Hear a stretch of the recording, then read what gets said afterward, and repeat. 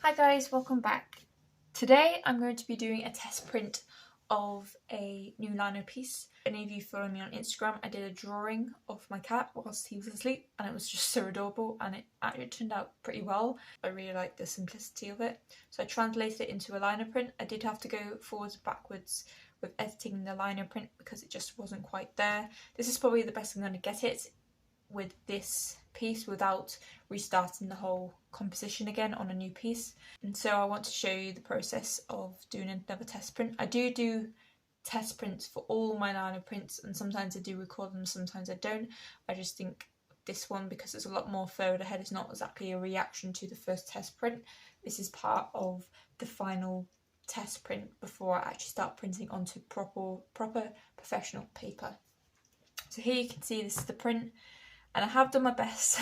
Unfortunately, I came in this morning and one of the cats had knocked over my plant pot and there was just soil everywhere. I have cleared off as much as I can off this lino print, but if there's a little bit on there, it's not the end of the world. It's just, like I said, it's just the last test print, so I know it's the soil's fault and not the lino print's fault. So I'm just going to line this up to get ready to print. The paper that I'm using is just normal printing paper that you literally put through a printer.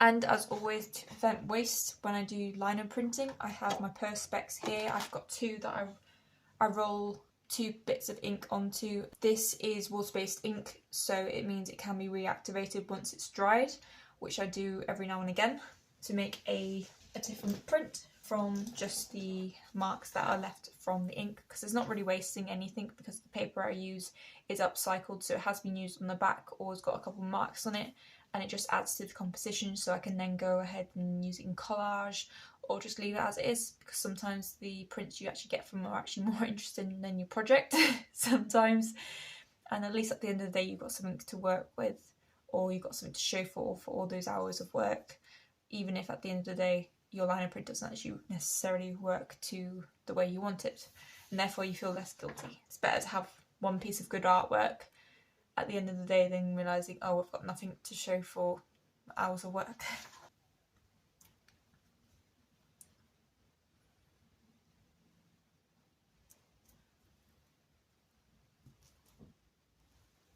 Okay.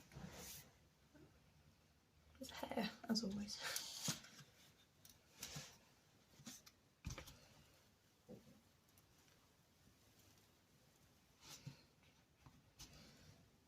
As always, I'm using a bottle.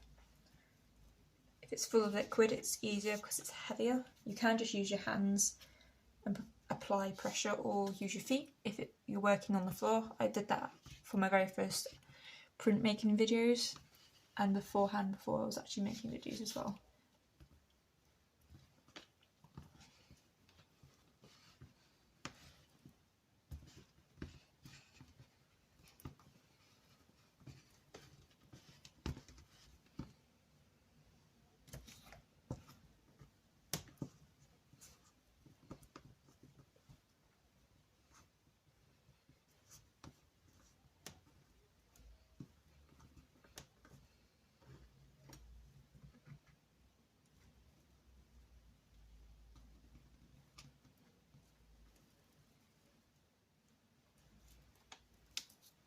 Okay, there we go. You can see there is a bit of missing ink, but that's because I've got thin paper onto a kind of a wood chipboard, which has caused some of the marks and lines to appear. It's, like I said, it's just a test print. It's just to make sure all the features I want to pick up have been picked up. As you can see, it has worked to my advantage. There was just one thing I wish I just didn't do.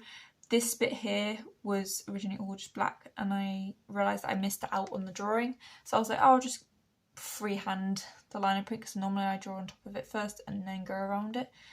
But I completely cut it out and I was like, oh, I should have just left it. But hey ho, can't go back now.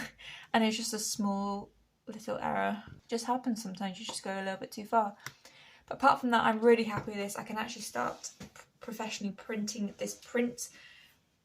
I will use a lot more ink because it is more blocky. It is more black versus white, and also wetting the paper, which really does help, because it is, like I said, a water-based ink. It'll react more and it'll take off more of the ink from the lino print, and it also warps to the paper a bit more because the lino print is a solid, whereas the I keep saying water. The paper is watered down, so it's more likely to mould to the print. It may leave it a slight indentation, but if you get a better print out of it, I'm pretty sure no one will really mind with that. So yeah, I hope you guys enjoyed this video. Please let me know if you have any questions down in the comment section below. Please give this video a like if you liked it and subscribe to my channel, and I shall see you guys next time. Bye now.